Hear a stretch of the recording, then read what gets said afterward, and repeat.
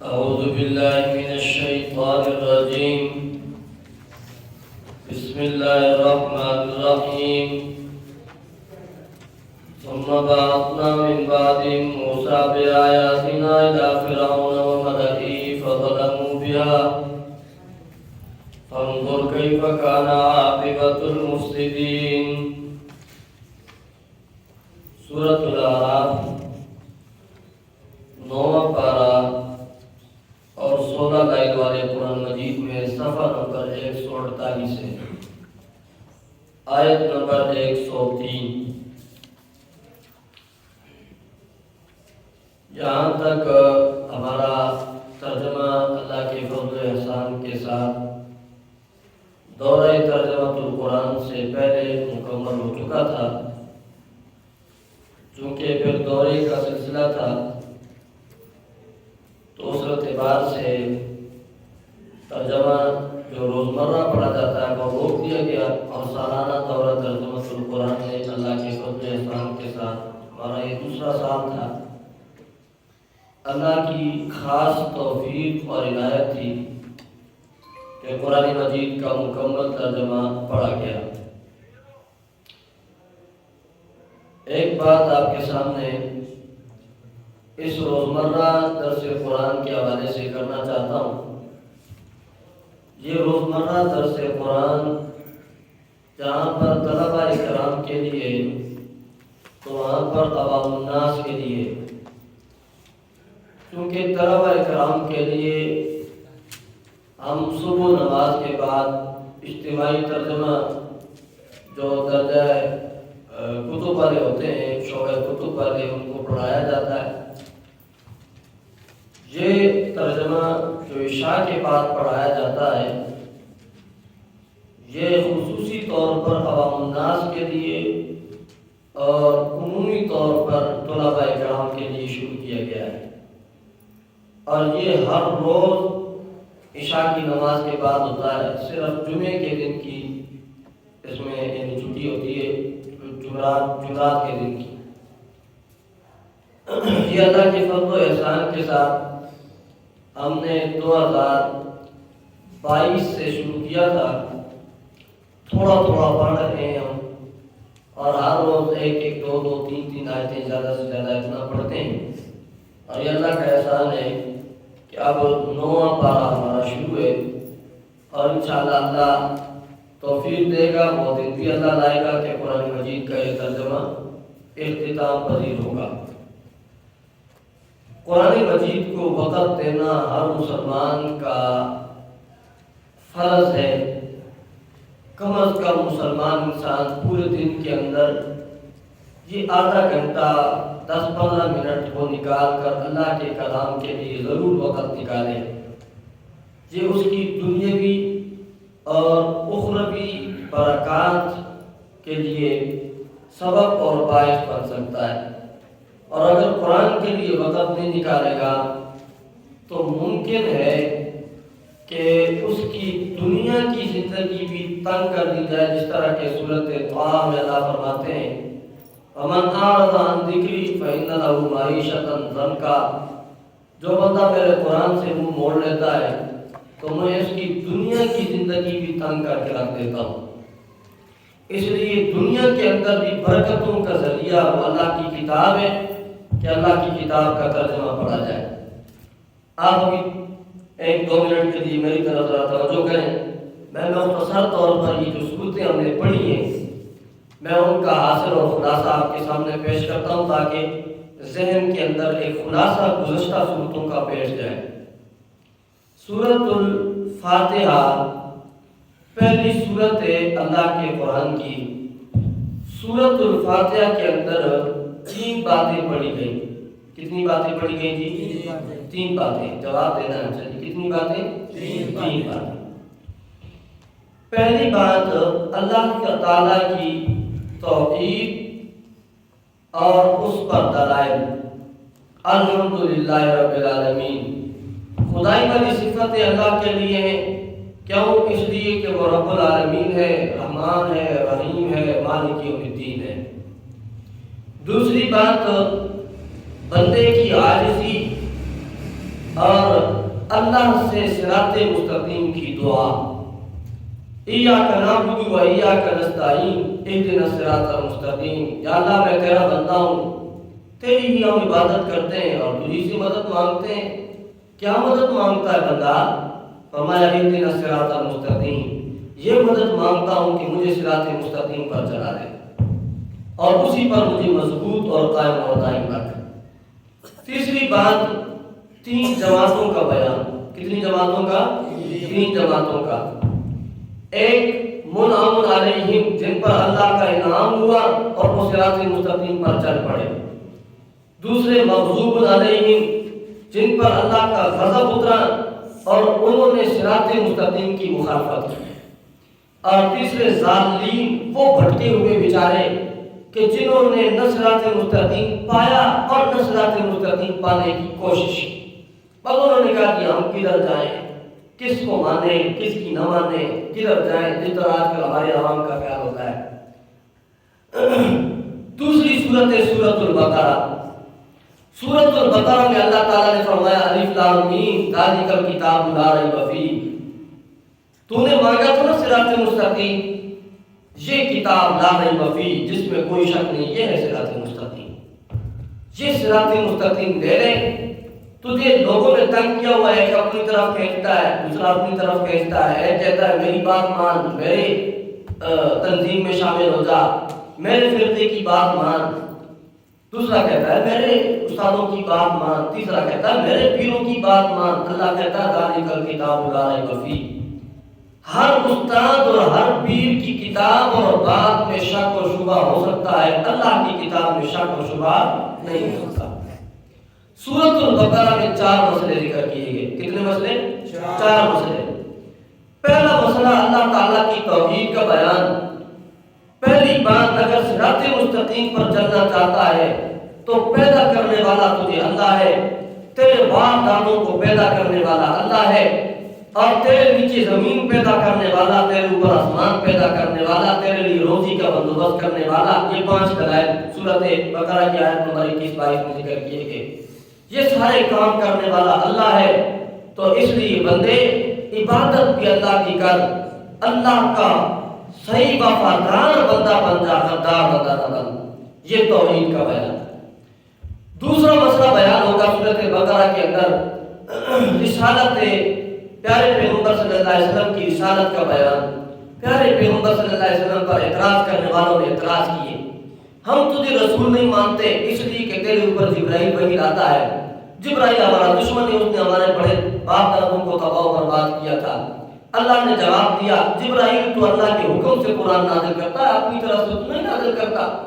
اچھا جی، ہم دوسرا اعتراض، ہم تجھے اس لیے رسول نہیں مانتے کہ تو کہتا ہے سلیمان علیہ السلام اللہ کے پیغمبر ہے، وہ جادوگر ہے۔ جواب، وما کفر سلیمان علیہ السلام نے تو کوئی جادو نہیں کیا، جادو تو کفر ہے۔ تیسرا اعتراض، ہاروت ماروت نے کی جادو لایا تھا۔ جواب، ما انزل علی الملکین ببابل ہاروت و ماروت، ہاروت ماروت پر کوئی جادو نازل نہیں ہوا، یہ تم نے جھوٹ اپنی طرف سے بنایا ہوگا۔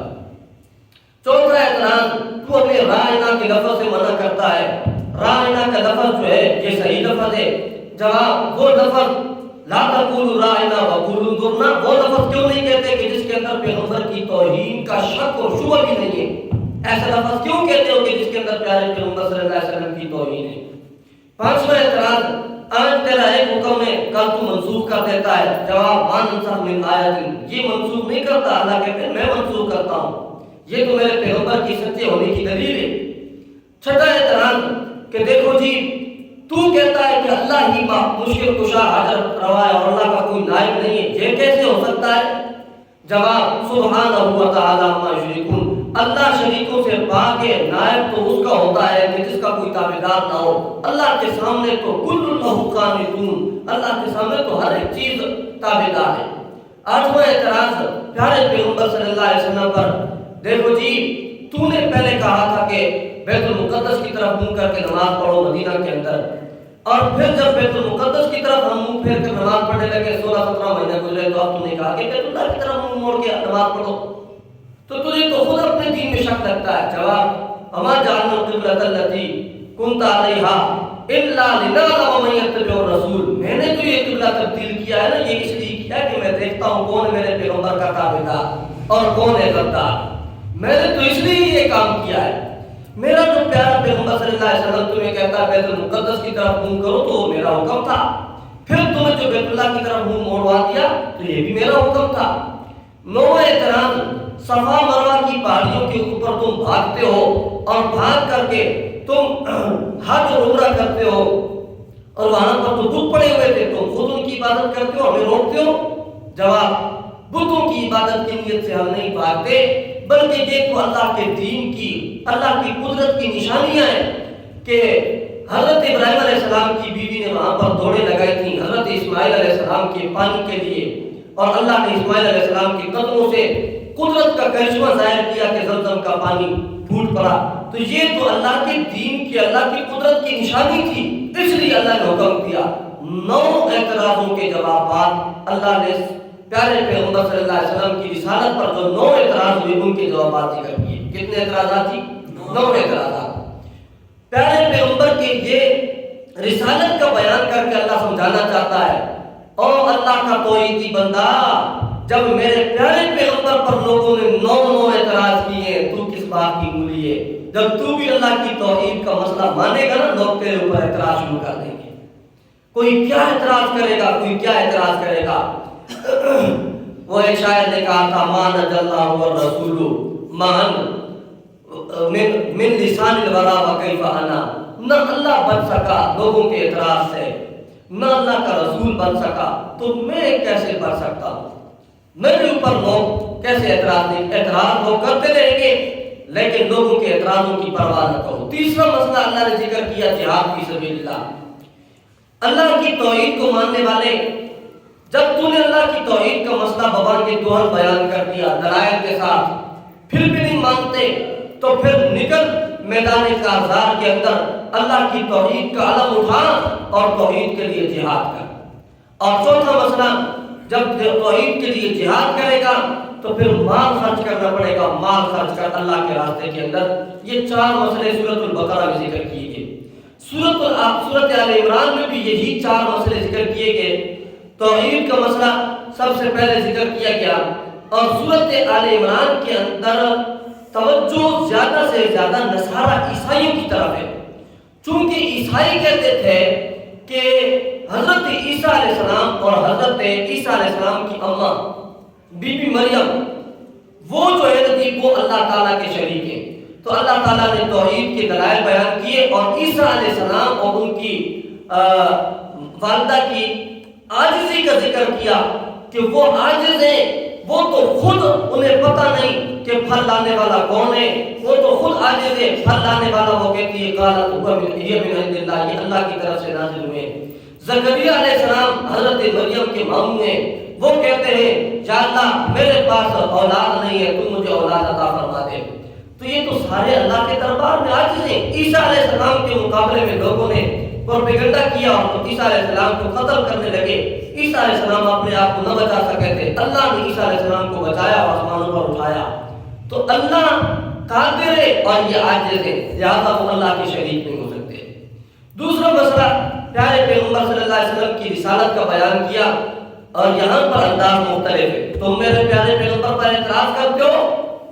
عیسائیوں ذرا اپنی خواصتیں تو دیکھو, 15 خواصتیں عیسائیوں کی ذکر کی گئی. کتنی خواصتیں؟ 15 خواصتیں اہل کتاب کی ذکر کی گئی.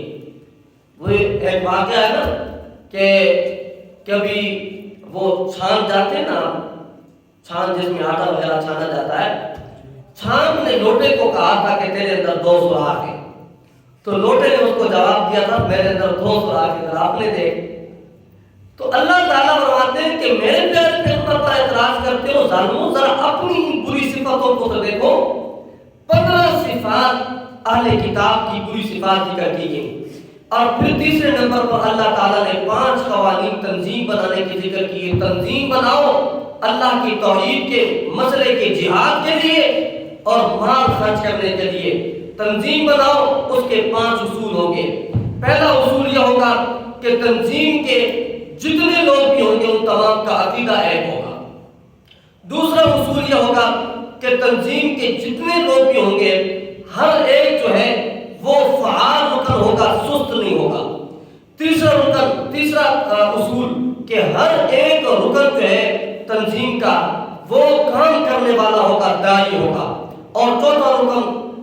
اصول کہ ہر ایک رکن جو ہے وہ مال لگائے گا، اور پانچواں اصول کہ تنظیم بناؤ لیکن خیال کرو غیر رازدار کو اپنے ساتھ شامل مت کرو، تب تم جہاد بھی کامیابی کے ساتھ کر سکو گے اور تب تم مال بھی خرچ کر سکو گے۔ پھر اس کے بعد سورۃ النساء کے اندر اللہ تعالیٰ نے اصلاح معاشرہ کے لیے دو قسم کے قوانین ذکر کیے۔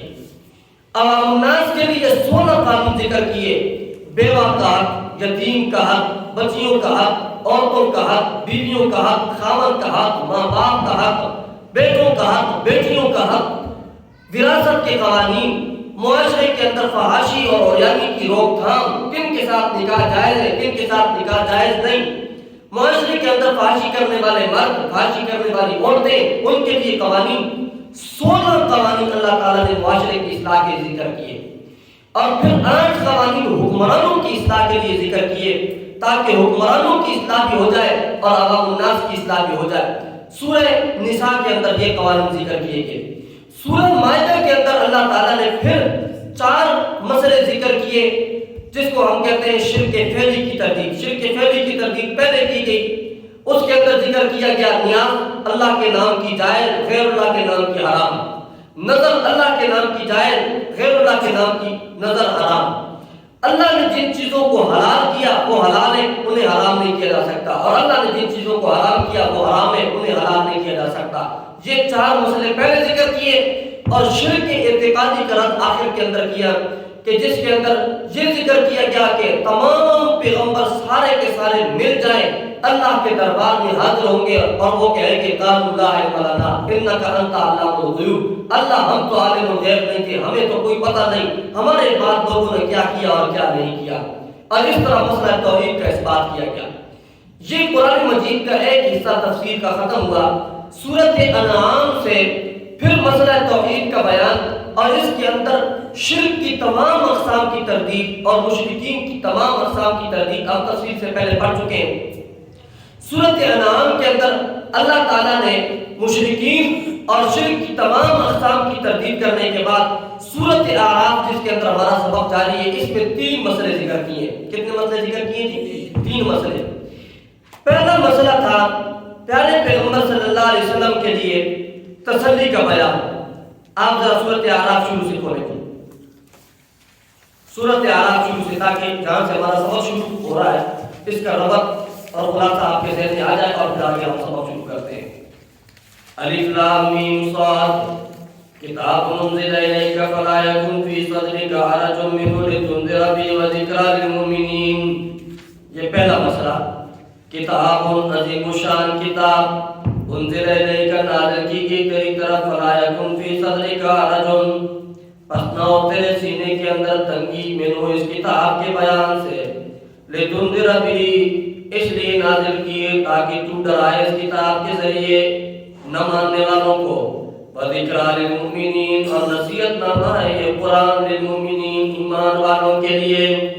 یہ تسلی کا بیان پیارے پیغمبر صلی اللہ علیہ وسلم کے لیے، اور اس پر واقعہ آیت نمبر 102 103 جہاں سے آج ہمارا سبق شروع ہو رہا ہے اس کے یہ اس پر نمونے کے طور پر ذکر ہوگا۔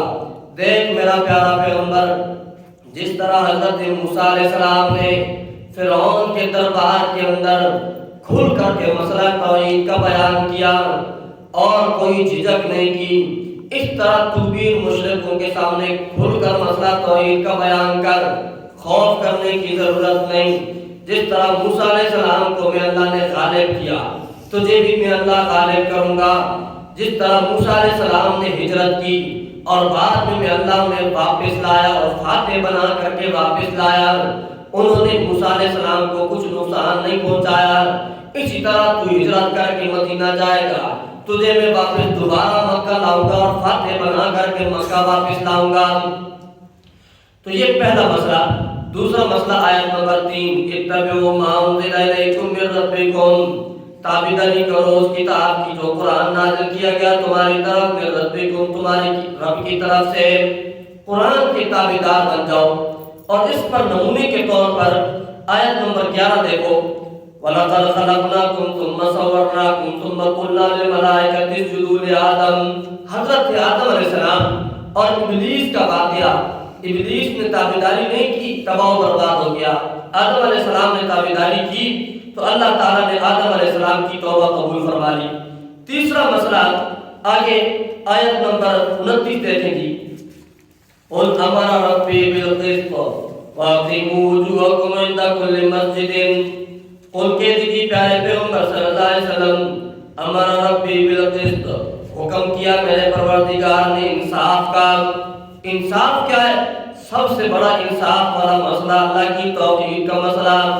یہ انصاف ہے کہ تجھے پیدا کرنے والا اللہ، تیری روزی کا بندوبست کرنے والا اللہ، تو عبادت اور پکار بھی اللہ کی کر۔ اور اس پر نمونے کے طور پر اللہ تعالیٰ نے مختلف واقعات ذکر کیے۔ آیت نمبر 59 دیکھیں۔ پہلا واقعہ، لَقَدْ أَرْسَلْنَا نُوحًا إِلَىٰ قَوْمِهِ فَقَالَ يَا قَوْمِ اعْبُدُوا اللَّهَ۔ ہم نے بھیجا نوح علیہ السلام کو ان کی قوم کی طرف۔ نوح علیہ السلام نے کیا دعوت دی؟ یا قوم، یہ میری قوم، اعبدوا اللہ ما لکم من الہ غیرہ، عبادت کرو اکیلے اللہ کی، ما لکم من الہ، نہیں تمہارے لیے کوئی مددگار غیرہ اللہ کے علاوہ۔ آگے دیکھو جی آیت نمبر 65، وَإِلَىٰ عَادٍ أَخَاهُمْ هُودًا، عادیوں کی طرف ہم نے بھیجا داؤد علیہ السلام کو۔ قَالَ يَا قَوْمِ اعْبُدُوا اللَّهَ، یہ دعوت دی ہے میری قوم، عبادت کرو اکیلے اللہ کی، مَا لَكُم مِّنْ إِلَٰهٍ غَيْرُهُ، نہیں کوئی مددگار تمہارے لیے اس اللہ کے علاوہ۔ آگے آیت نمبر 73 دیکھو، وَإِلَىٰ ثَمُودَ أَخَاهُمْ صَالِحًا، کون سے پیغمبر کا واقعہ جی؟ حضرت بولو نا جی، حضرت صالح علیہ السلام۔ کیا دعوت؟ قَالَ يَا قَوْمِ اعْبُدُوا اللَّهَ مَا لَكُم مِّنْ إِلَٰهٍ غَيْرُهُ، اے میری قوم عبادت کرو اللہ کی، نہیں ہے تمہارے لیے کوئی مددگار غیر اللہ کے علاوہ۔ آگے دیکھو جی آیت نمبر 85، وَإِلَىٰ مَدْيَنَ أَخَاهُمْ شُعَيْبًا، مدین کی طرف ہم نے بھیجا تھا شعیب علیہ السلام کو۔ قَالَ يَا قَوْمِ اعْبُدُوا اللَّهَ مَا لَكُم مِّنْ إِلَٰهٍ غَيْرُهُ، کیا دعوت تھی جی؟ یہ دعوت تھی اعبدوا اللہ ما لکم، عبادت کرو اکیلے اللہ کی، نہیں ہے تمہارے لیے کوئی بھی مددگار غیر اللہ کے علاوہ۔ اب یہ دو مسئلے تو واضح طور پر بیان ہو گئے۔ اللہ کے قرآن کی تابعداری کرو، جس طرح کہ آدم علیہ السلام نے اللہ کے حکم کی تابعداری کی، نافرمانی مت کرو جس طرح ابلیس نے کی۔ ایک مسئلہ ہو گیا۔ توحید کا مسئلہ بیان کرو، جس طرح نوح علیہ السلام نے، صالح علیہ السلام نے، اسی طرح شعیب علیہ السلام نے، ہود علیہ السلام نے مسئلہ توحید کا بیان کیا تھا۔ اب وہ جو پہلا مسئلہ تھا، اگر تم توحید کا مسئلہ بیان کرو گے، شیطان وسوسے ڈالے گا، سینہ تنگ ہونے لگے گا، تو سینہ تنگ نہیں کرنا بلکہ ببانگے توڑ مسئلہ توحید بیان کرنا ہے۔ علامہ اقبال کہتا ہے یہ نغمہ، فصل گلو لالا کا نہیں پابند، بہاروں کے خزاں لا الہ الا اللہ۔ یہ آپ سمجھیں، آپ کو یہ شعر سمجھیں کیا ہے؟ علامہ اقبال کہتا ہے یہ نغمہ سے مراد نغمہ توحید، یہ توحید کا کلمہ، یہ نغمہ فصل گلو لالا کا نہیں پابند، یعنی یہ اس کا پابند نہیں ہے کہ بہار کا موسم ہے اور خزاں کا موسم ہے۔ بہار جس کے اندر پھول اگے ہوئے ہوتے ہیں، موسم خوشنما بنا ہوا ہوتا ہے۔ بہار کا موسم ایسا ہے جب دائی دعوت دیتا ہے تو لوگ ساتھ دے رہے ہوتے ہیں، ہر ایک آ رہا ہوتا ہے جی، ہمارے لوگ ساتھ دینے والے، قبول کرنے والے، ماننے والے، یہ بہار کا موسم ہے۔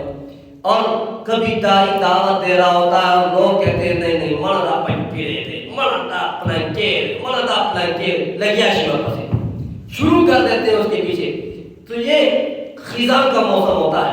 علامہ اقبال کہتا ہے یہ نغمہ فصل گلو لالا کا نہیں پابند، بہاروں کے خزاں لا الہ الا اللہ، کوئی ساتھ دے یا نہ دے لا الہ الا اللہ کا بیان کر۔ کیسے کر؟ جس طرح حضرت موسیٰ علیہ السلام نے کیا۔ اب آؤ جی اپنے سبق کی طرف، آیت نمبر 103، ثم بعثنا من بعد موسیٰ، پھر ہم نے بھیجا من بعد ان پیغمبروں کے بعد۔ کن پیغمبروں کے بعد؟